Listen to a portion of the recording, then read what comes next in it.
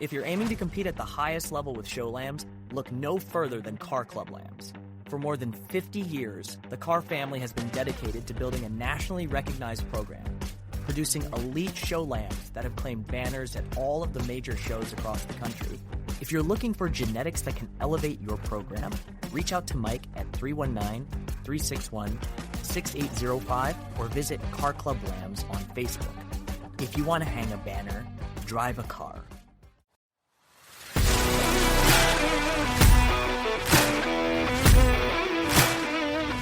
Hey everyone, this is Joe, and welcome to the Joe Show. I have had the opportunity today to interview one of the coolest guys I have been able to talk to, Jimmy Tibbits. He has not only won his state fair in Wisconsin, been reserved at a state fair in Wisconsin, but has also had so many good memories that he has shared on the podcast today. So take a listen and enjoy. Here we go.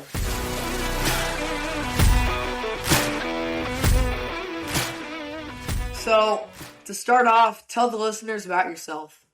Well, I'm Jimmy Tibbits. I'm from Mineral Point, Wisconsin. I grew up showing cattle and pigs, and it's kind of been engraved in my DNA. It's something that we truly do enjoy. We did it as a family for multiple years. We've got a younger sister that's just turned 16, so make sure everyone stays off the road. She's not a very good driver. But I went to Blackhawk East there for 2 years, got my ag business degree. I was on the judging team, made multiple friends, and forever will call them my friends. They're someone that definitely have built me into the person that I am today. If it wasn't for them, I surely, probably, honestly, wouldn't even have the confidence to get on and I guess chit-chat about what I did as a young kid in my livestock showing career. I've got an uncle that is someone that I truly look up to. He's the person that has kind of took me under his wing and I guess shaped me into being able to see and evaluate livestock. Not saying that I'm quite talented at it, but I surely do enjoy doing it. From there, from Blackhawk, I graduated and I went to Competitive Edge Genetics, where I had Raymond and Sterling take me under their wing, and I'm forever grateful for that. They've got usually sell about 90 head of club calf private treaty. They show Highland cattle, if you can believe that. It's something that I didn't ever think I would be doing, but they exhibit Highland cattle at a national level at the National Western. And then on top of that, they have seed stock bulls that they promote and try to sell semen on. So went from Raymond's, worked there for probably the fall and into a little bit through December and January, went to Denver with them. From there, Raymond kind of told me I need to maybe become a little bit more of a big boy. He sent me out to South Dakota, where I'm currently working at Ryman Ranches and helping Barry's younger boy, Brigham, with his show steers and trying to help him throughout his showing career. So it's kind of been a little bit of, I guess, transition and realizing how important it is to get out and see different parts of the world. So I am forever grateful for that. Yeah, so, what's a memory from growing up on Tibbits Farm that still sticks with you today? So I've got multiple memories from being in the haymows, some of the hottest summers, and there's so many memories that I could tell. I'll tell you, there's a few of them that I will forever cherish. My grandpa milked dairy cows, actually, believe it or not, big cheesehead. So I guess he was honored with the Century Farms Award there at the state fair, 145 years of milking dairy cows. So that's something that is not taken for granted. I will say it's a very large opportunity that not many people can have. Secondly, I went back home about a month and a half ago, and my grandpa was nominated for a Lifetime Achievement Award in our Cattlemen's Association there in our county. And I've never really seen my family get emotional, but getting that award, I seen my uncle, my dad, and my grandpa all have a few tears in their eyes. So that goes to show we truly do care about our family farm, and it's something that is very cherishable. Yeah, of course. Like, what's one story that perfectly describes how competitive your family is? So I'll tell you, my cousin and uncle grew up raising pigs. It's what they did, and they actually we were grateful for the success that we had. I'll tell you, throughout the 14 years of those two doing what they enjoyed, we had 16 Grand River Reserve Barrows at our Wisconsin State Fair, along with 40 Grand River Reserve breed champions. So it's something that we definitely don't take lighthearted. We enjoy it a lot, and to be that competitive, I'll be the first to admit I'm not a good loser by no means. I will say, if you don't enjoy winning, I guess it's not the industry that you probably want to be in. So I don't like losing. I know that, but it's something that happens, and throughout the bumps of your life and throughout the challenges that you're faced with, losing is one of them. So I think if you can be competitive and certainly stamp your name, like I guess our family has, in a competitive nature, along with still being able to take the losses, it shows how competitive we truly are. Yeah. So, either in your family or not in your family, tell us about a showman or mentor who had a huge impact on you and why. So there's a young man by the name of Logan Schmitz, and Logan, the year 2020, the year of COVID, we had an opportunity for the Wisconsin Livestock Expo, and that year Logan went on to be nominated for the Exhibitor of the Year. And I watched Logan throughout my younger years of showing truly show up on a daily basis, and everyone says to put in that grind. Logan's one of those guys that I watch do it on a daily basis. He took me under his wing and showed me how important it is to be able to put in that work, make sure that you are dedicated to your projects, and to be able to see someone that I truly look up to be nominated for the Exhibitor of the Year is something that I'll never forget. And just the way that guy was able to train his pigs and be able to do what he did truly showed me how important it is to look up to someone. And Logan was one of my best friends, still is one of my best friends. He's a great guy. And the amount of success they had as a family is something that I will never forget. Yeah. Now, tell me about a time when an older livestock person, it could have been Logan or whoever, gave you tough advice that you didn't want to hear at the time. So, as a young kid, I was very, I guess, I spent a lot of time wrestling. It's something that I really did enjoy, and it taught me a lot in terms of dedication and all of that nature. But I went to practice one day and probably maybe skipped a few pigs that I probably should have walked. And my dad told me, if it's something that you truly want to do, I'll forever help you with it. If you don't want to do it, you let me know, and we can certainly end these projects. And I'll never forget, I probably teared up a little bit more than what I should have. But my dad told me, if I don't want to be dedicated to these projects, he's not going to be dedicated to them either. And so I'll never forget that. And that's when I truly told myself, if this is something that I truly want to do, you better buckle your seatbelt, get your boots in the water, and make sure that you're ready to go. And from there on, I told myself, if my dad wants to help me, I'm going to make sure that I prove to my dad that he's willing. that I'm willing to do it. Yeah, that's really that happens with me too. There's stuff I want to do Yeah. more, I guess, at the time.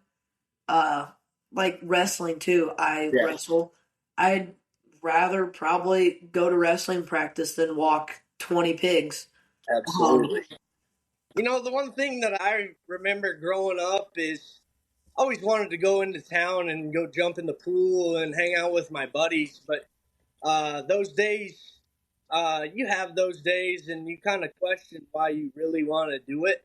But at the end of the day, spending that time with your pig on a daily basis, if it's walking them twice a day, tanning them 3 times a day, you know what the grind takes. But it's not fun when your buddies are out jumping in the pool, doing whatever, eating ice cream cones. It's not fun, but at the end of the day, when you hang that banner or you're successful, it does truly mean something. Yeah, that happens with me all the time too. Like my friend will text me and be like, "Oh, me and this one other friend are at my pool. Come over." I'm like, "Nope, I gotta walk." Gotta walk them gosh darn pigs, right? Yep. So tell us about your first major win. Did you realize, in that moment, how big it actually was? Yeah.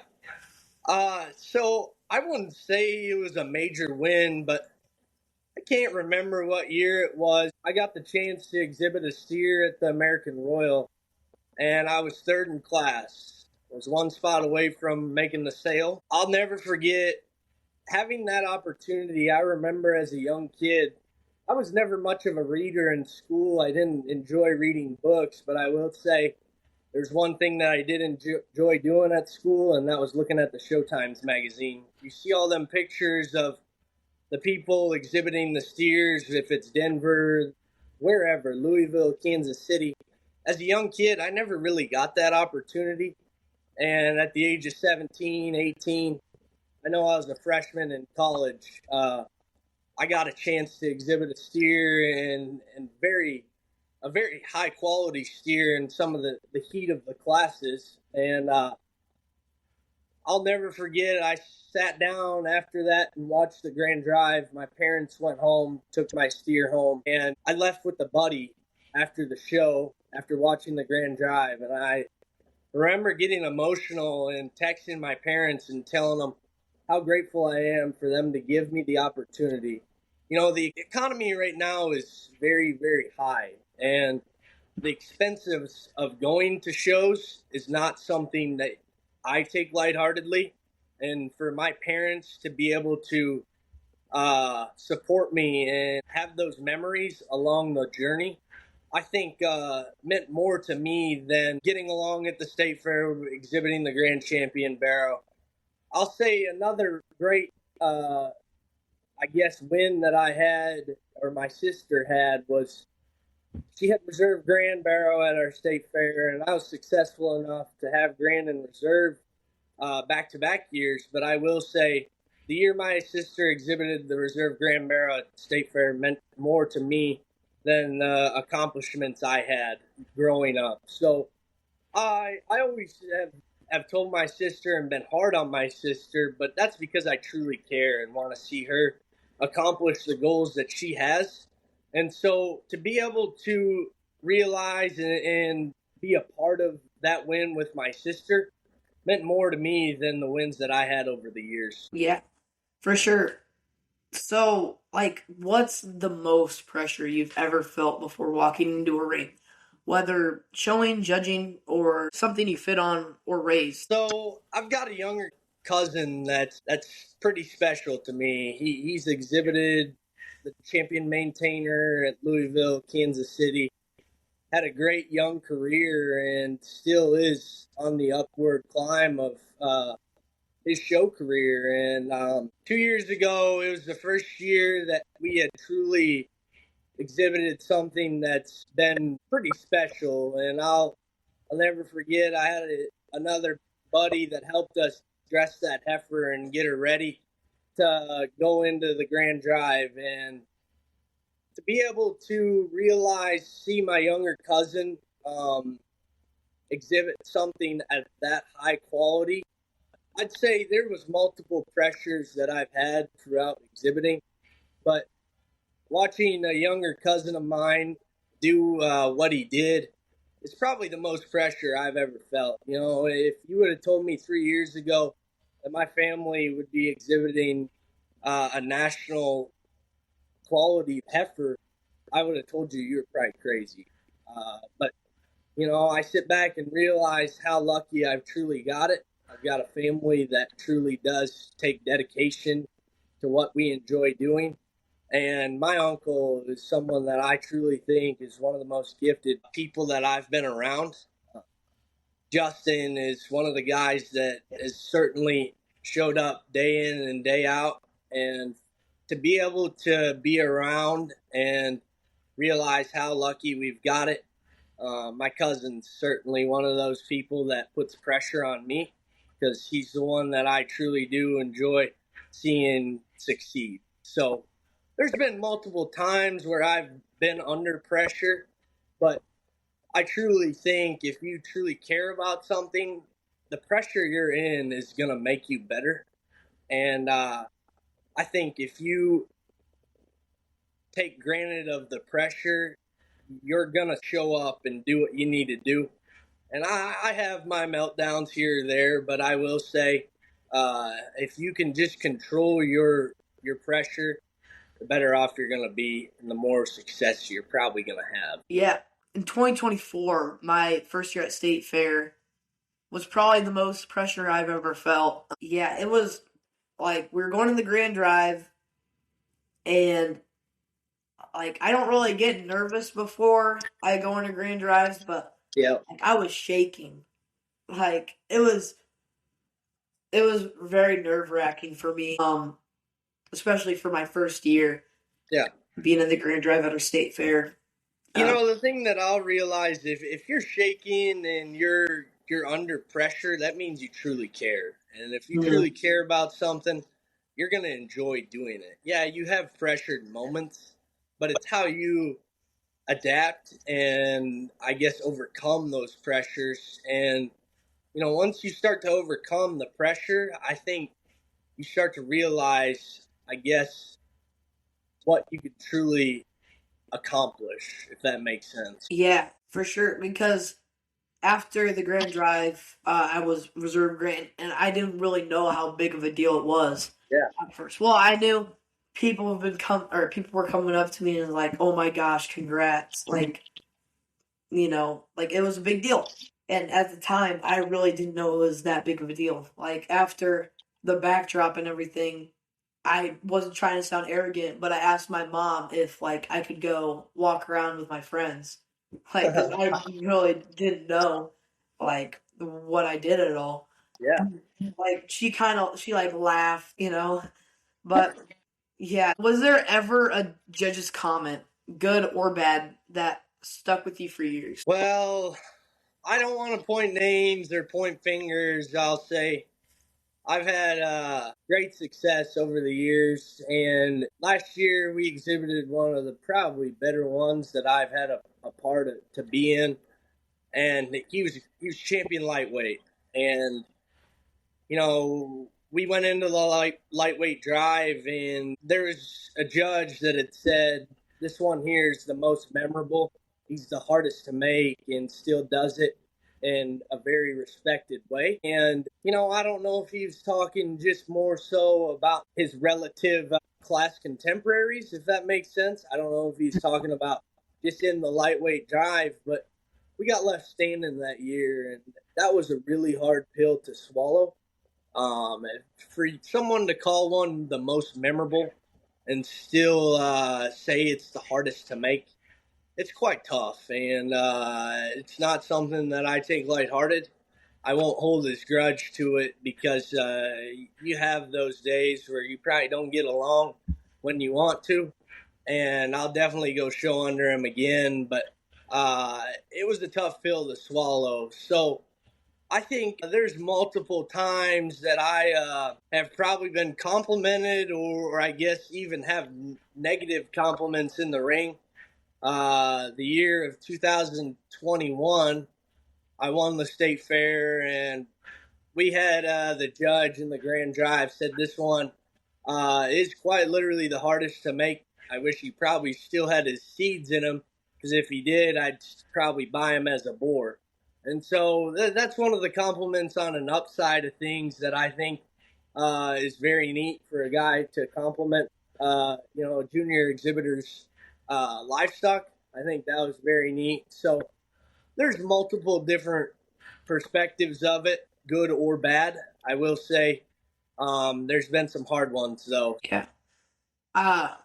Was there like ever a Cinderella story with an animal that shocked everyone? It's funny you asked that. That's a good question. The year I won the state fair, my cousin had a sale, and it was called the Wisco Elite, and he raised one that we ended up buying back. It was 300, 400, whatever it ended up being.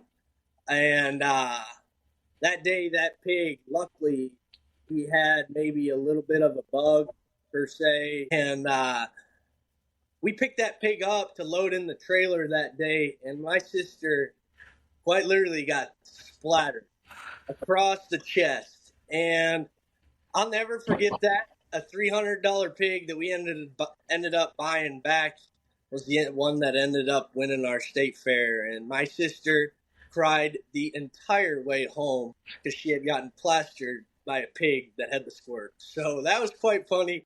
I know she didn't think it was funny that day, but I know, long story short, it was definitely worth it. So yeah, that's pretty funny. So the same year that from State Fair 2024 that I was talking about, that pig actually we used to walk them in our waterways, like our pigs, and this pig, I hated him so much. He ran in the cornfields, and we had to go in there and try to get him out. We have a ledge in our landscaping. It's like a drop or whatever. He jumped off it, did a front flip, and landed on his back, and got up and walked away. We all thought he was dead, but he wasn't. And then he went and went reserve at State Fair. Those ones are pretty special. You'll remember that for a long time. Yeah. It takes a lot. Some of those pigs, man, you sure want to just do you-know-what to them because, boy, sometimes they're stubborn little buggers, but you just remember, stick with them because you never know. Sometimes you can get lucky, and it sounds like you got pretty lucky that year. So yeah, very lucky. Now, was there an animal that you got extremely attached to emotionally? What made that one different? Well, funny story. This sounds weird, but we don't name our pigs in our barn. They get ear notches, and that's usually what they go by.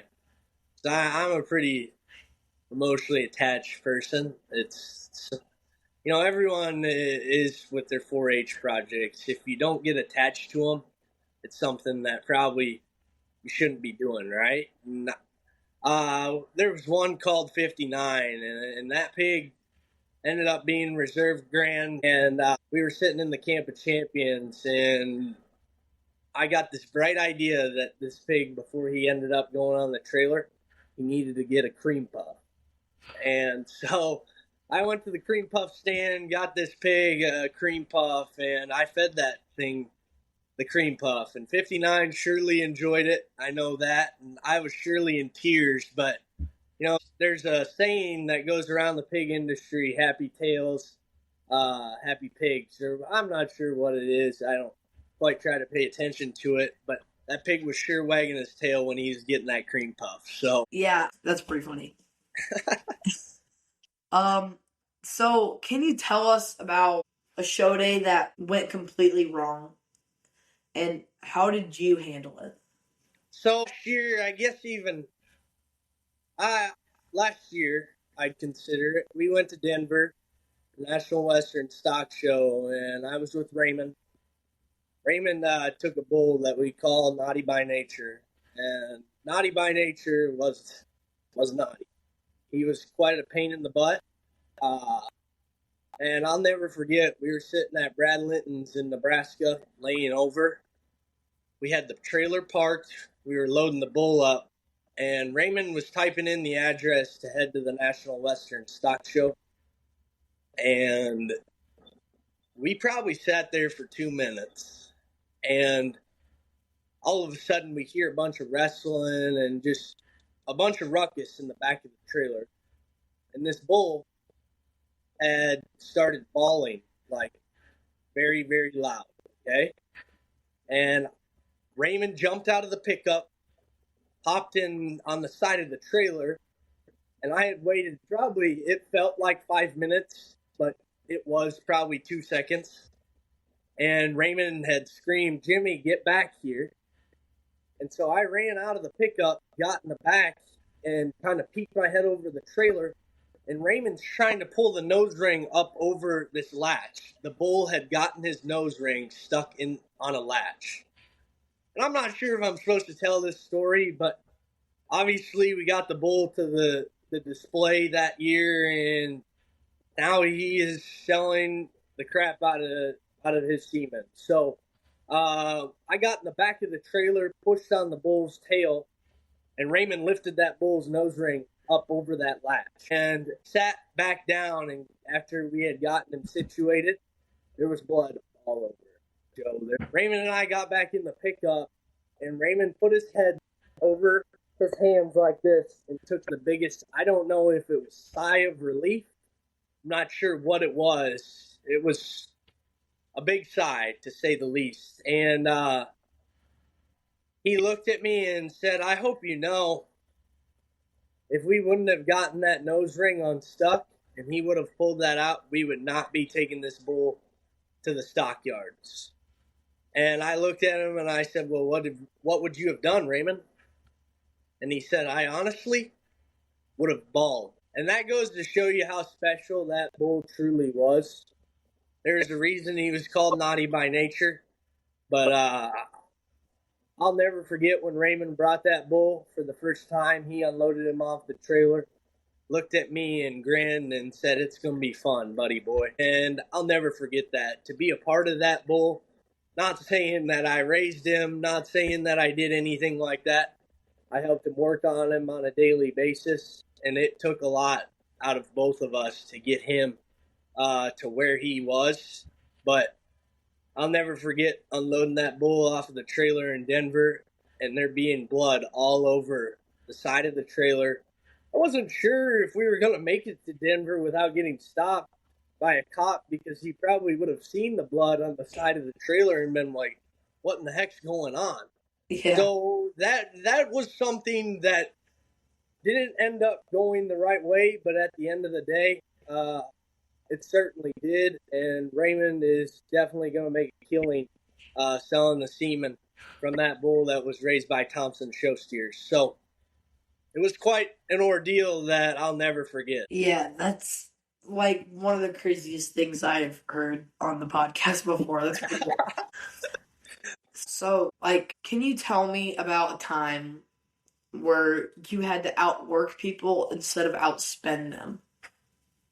So, I mentioned my sister getting splattered by the $300 pig. Yeah. Every day that pig would have an allergic reaction to something. And every day we would try something different. And those days of that pig breaking out and being a $300 pig, not that that's something that you advertise, but to be that cheap of a pig and still be able to be a pig that a judge calls one of the most memorable and something that you want to keep the seeds in and buy as a boar, to do that, I think it takes a lot of dedication, and that's one that definitely has been outworked. I will say, I was very gifted as a kid. My dad never quite literally spent the big paychecks or the big bucks. It was something that we take pride in. Now, I wouldn't say that we always bought the cheapest one, but we were never the family that went and spent, Lord knows what it is. Nowadays, it's crazy how much these livestock are bringing. Takes a hefty paycheck at the end of the day to be able to support the junior exhibitors. And I'm forever grateful for my dad teaching me that lesson that it doesn't take the $10,000 Barrow in order to win the state fair. Another story I'll bring up is my first few years showing. My dad gave me a bucket fan. I'm not sure if you know what a bucket fan is. A bucket fan is basically a fan that's mounted into a cement concrete bucket. And that bucket sat behind the steers, and that was considered my fan stand for a lot of years. And the first few years that I showed, we used a rice root brush, single blower, and a bucket fan. And that's what I worked on my steers with. My first show steer got the name Free Willy. I got it from my grandpa, and he came out of the feedlot. So we've had our cheap expenses and kind of maybe not the most gifted when it comes to spending the money. But at the end of the day, I'm forever grateful for that. So Yeah, for sure. There's many times I can think of where we've had, even this year, we've had a pig. And funny story. So our helper, Natalie Hoff Schulte, her and my dad, they always go on a pig trip every year. And like all across the country. And they went to this guy named Austin Denhart's place. He actually, we got our 2024 Reserve Grand America hog from him. But they went there this year. There was this gilt out on the dirt lot, and like never been broke, like never been like touched with a whip or probably didn't see people much unless she was getting a scoop of feed. That's about it. Probably. Yeah. And so they opened up the gate, and the pig ran out on the road, and the hired hand was like, "Oh yeah, Austin told me that one was kind of wild." And so it took them a little bit to get it on the trailer. And then we got it home, and our first jackpot that we were going to take it to was 3 weeks away from that. And so that pig, like, it was like a dinosaur, its skin was. And so, like, we washed it probably 2 to 3 times, depending on the day. Like, we whited it out every day, tanned it, like, every day that we could. But that one was a hard challenge for us, especially just with skin and hair. Yeah. Like you were saying, you got your steer from feedlot. That's probably like Single. It took a lot of curry combing to get all of the crap balls off of them. So and I didn't realize as a young kid what that journey of, I guess, Free Willy consisted of. I wasn't very motivated to do my projects yet. I didn't quite understand it. It was more of a learning process for me. So yeah. And like, was there a point where you seriously questioned if it was all worth it? That's a great question, Joe. I think there's multiple challenges throughout showing livestock. You talk about pigs running through the cornfield, pigs being stubborn, jumping off cement slabs. Like, that stuff happens, but I think if you realize the challenges that you have and can adapt to those challenges, I think you can come and conquer just about anything. You go through wrestling practices, and some of those wrestling practices I'll never forget. They were some of the hardest times. It's just like walking 20 pigs every day. But if you stay dedicated to something, I truly think good things will happen. And you just push through the challenges. You'll have days where it's tough, and you'll have days that you want to just quit down and just break and not do it anymore. But the industry is so amazing in terms of finding friendships and just realizing what dedication it truly takes. And just realizing that you can go through just about any challenges you want to throughout your life. I had a pig that came from Stoquist Show Pigs and had fought a sickness its whole life. And we used a CPAP machine. He was a lunger, and that CPAP machine, we would hook it up to an oxygen tank. After he got done walking, he could only walk, I'm not kidding you, 2 minutes, and he would turn purple. He was a black-headed pig that was a very unique pig. He had so much stoutness, so much power.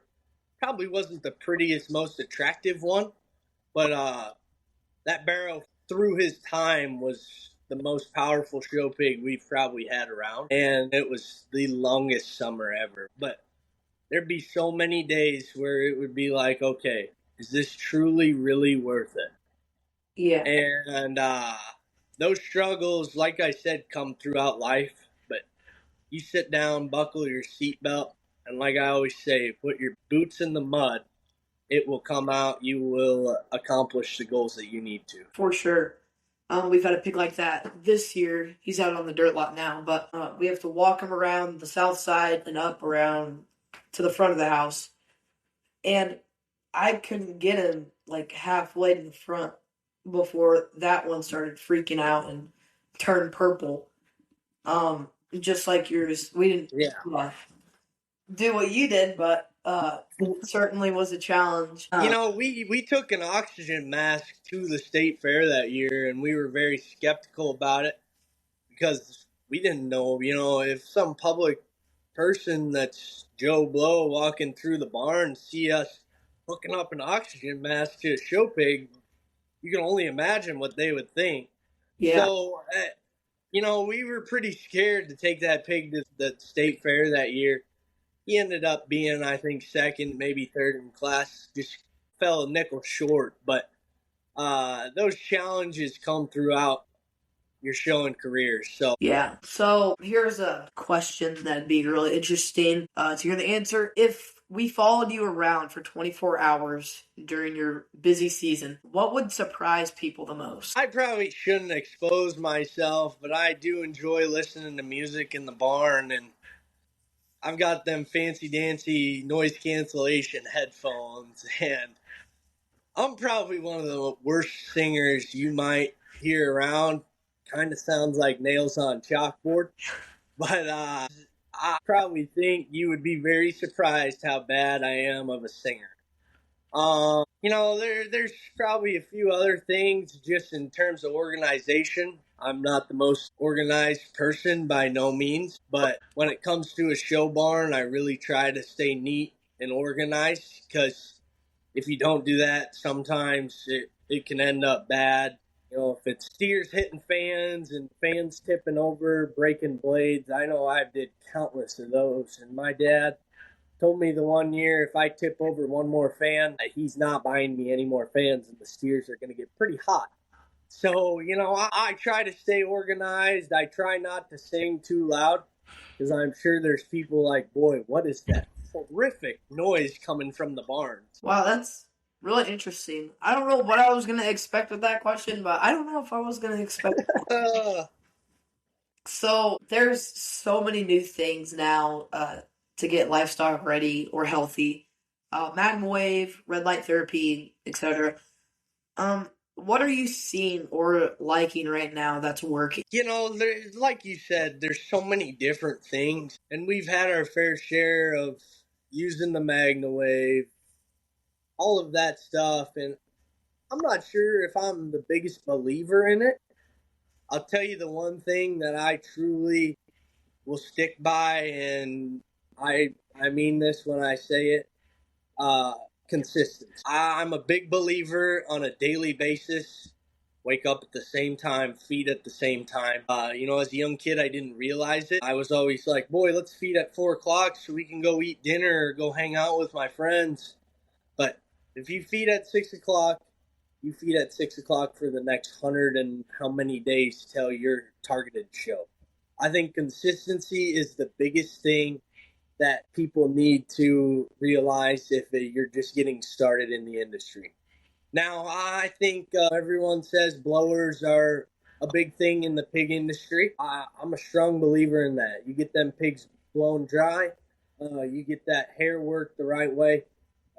Now, a rice root brush is another thing that I think if you use on a daily basis, it's going to get your hair growth. There's just stick to the daily basis, stick to the most consistent things, and I think that's a big thing. Now, melatonin, I'm not very much of a strong believer in that. Are you? For hair? Yep, for hair. No, not really. We've tried a long, long time ago. We've tried it. I don't really think that works. But what like you said, I think blowing them out every time you wash them or rinse them, Yeah. so they don't like rub off their hair in the pen. Or I think it really helps. That and then like Yeah. sheeting and conditioning them every day. Conditioning's a big thing. If you're using one product, I think you stick with that product. One shampoo, you stick with that shampoo throughout the summer. I don't think unless you've got problems with them breaking out, you got to try different things and adapt to that. But consistency is the one thing that I always keep in the back of my mind. For sure. What's like the coolest moment you've had with the younger kid looking up to you in the barns? I bounced back to my cousin Landry. I said 3-4 years ago, if you would have told me that he'd be exhibiting national champion heifers at a national level, I'd call you silly. I'm sure he looks up to me. I might be hard on him, but I also look up to him because I would do just about anything, probably give an arm and a leg to be able to show the livestock that he's showing. And that comes from his mom and dad. Justin and Ashley are the people that I truly have had throughout my livestock career. They're people that definitely spend so much time with their kids and take the daily grind of things in order to, make them fall major runs. It's something that they are very gifted at. And to be able to do it 2 years in a row with 2 different heifers is something that is very impressive. So more than anything, I think I look up to Landry more than Landry probably looks up to me. So, I truly cherish those moments. I think helping the younger generation is something that is looked up to in this industry, something that needs to always be emphasized. And, my sister, I know she looks up to me. She might not quite admit it every day. We have our fair share of fights and arguments. It's not always rainbows and unicorns in the Tibbits family barn. I know that. We all have our arguments, but we spend blood, sweat, and tears to get to where we've been and the success we've had. So, For sure, me and my brother have our fair share of domestic disputes in the barn. But yeah, absolutely. like But if you didn't have that, you obviously probably wouldn't care, right? yeah, You're hard on someone because you want to see them succeed. for sure. Now, there's a line that you draw, but at the end of the day, we all realize how lucky we've truly got it. Yep, for sure. So on my show, I like to play a game called Would You Rather. So with that in mind, you've already had a lot of cool experiences in and out of the ring, and yet many more to go. So with that, would you rather have a rewind button on life or a fast forward button, and why? Boy, that's a very good question. And I've listened to your podcast and I've realized that you do this game, and I thought it was a very unique game that you play. I've had very special moments, and there's moments that I look back and wish I could relive. But I'm excited for the future and what it truly brings. Not saying that I want to skip a few years because it's been a great experience where I've been throughout the last few years, but I think figuring out what I truly want to do and where my life is going to take me is something that I would enjoy foreseeing in the future. Mhm. So I'd say probably fast forwarding and seeing what I would be, I guess, accomplishing or whatever it is. Now, what's one story that explains who Jimmy Tibbits really is outside of the banners and accomplishments? Boy, I think there's been so many hiccups I've had throughout the years. There's been so many upsides of my livestock career, not even just the banners, but I'll tell you the stories that I could say throughout the judging vans of Blackhawk East is something that I forever cherish. And I wasn't probably the most gifted reasons giver. I'll be honest with you, I didn't even know how to give a set of reasons when I showed up to Blackhawk East. But there's my teammates and Blake Bloomberg and the people that are in the Blackhawk East community that shaped me to be the person that I am today. And you know how they have 6 marking people on the marking teams throughout the livestock judging. And I suggested that they play the Bulls, you know, Michael Jordan and that team. They had an introduction song. And for some odd reason, I thought it'd be a great idea to introduce the starting 6 markers on the team. And that was my sophomore year. I can't remember what contest it was. But from that contest on the way to the judging contest, that morning of the contest, I would start by saying, "Ladies and gentlemen, introducing your starting lineup from Blackhawk East campus." And I probably shouldn't have said that. Everyone will either A, make fun of me, or B, giggle out of it. But I introduced the starting 6 of our marking team, and it's something that I probably will do whenever we have a wedding or something like that. I've always thought if it's a bull riding introduction, I've always thought I could maybe get along doing that. Not saying that I want to, but it is something that I do enjoy. So I guess where I'm going with this story is I always got a giggle out of my teammates, even though I probably wasn't the most talented one of the group, of the several. I probably was actually the least talented of them. But I surely made sure everyone enjoyed every single van ride, no matter what. 100%. Something to go off that. I am a terrible livestock judger, but I think it's really fun. One of my, the first year that I really went hard on it and went to a bunch of contests, it was the first time I've ever had to give a set of reasons, and I didn't know what to do at all. And I have one friend, Jack Harkemeyer, he's a senior now. He wrote my entire set of reasons, and I didn't know what to do. And I looked down at my notebook and read them off of the piece of paper the whole time. And it was my first one, and it was a couple of years back, so I didn't have no clue what to do. Yeah. I was like, "Jack, just write something down for me." And he wrote down 2 whole pages of reasons. The guy that was taking the reasons, who was hearing me read them off my paper, the look on his face, I will never forget it. He was like, "Oh my gosh, no way he's actually doing this." I remember, it's funny you say that.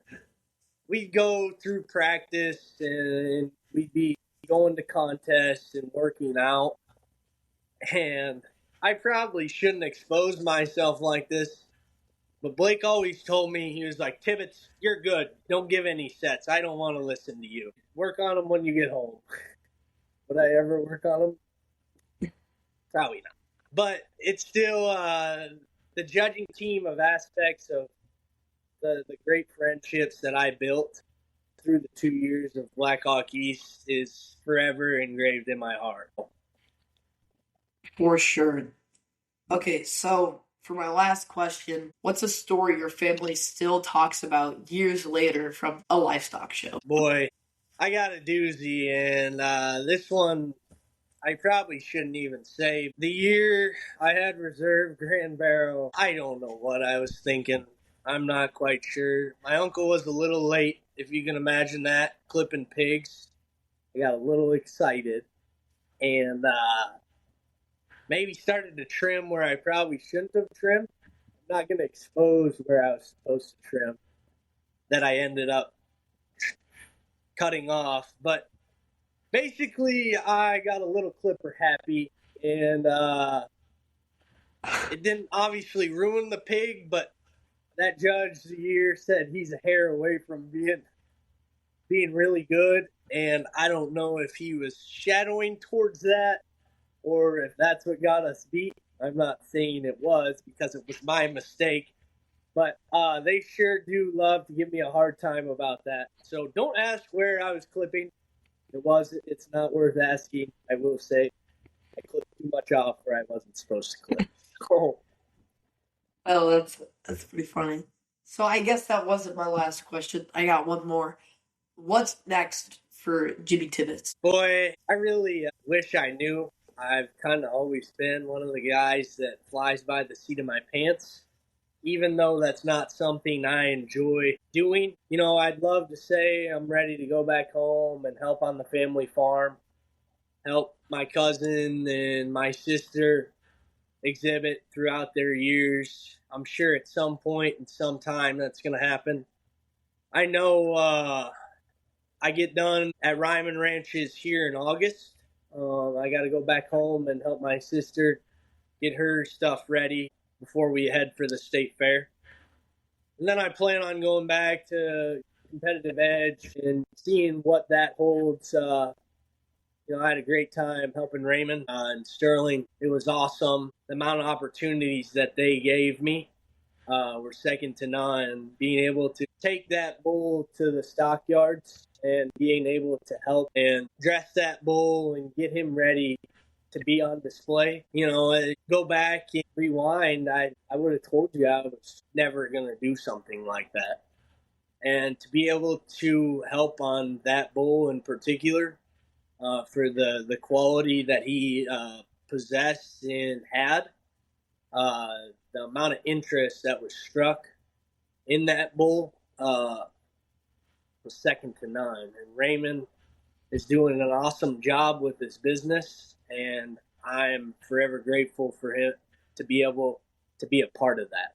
So I'm not quite sure what the future holds. I'd like to say helping the younger generation maybe start to trade and exhibit livestock. So that's probably where I would like to say my future holds, if that makes sense. Yep.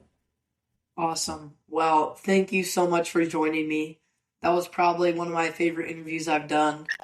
Don't blow smoke up my skirt, Joe.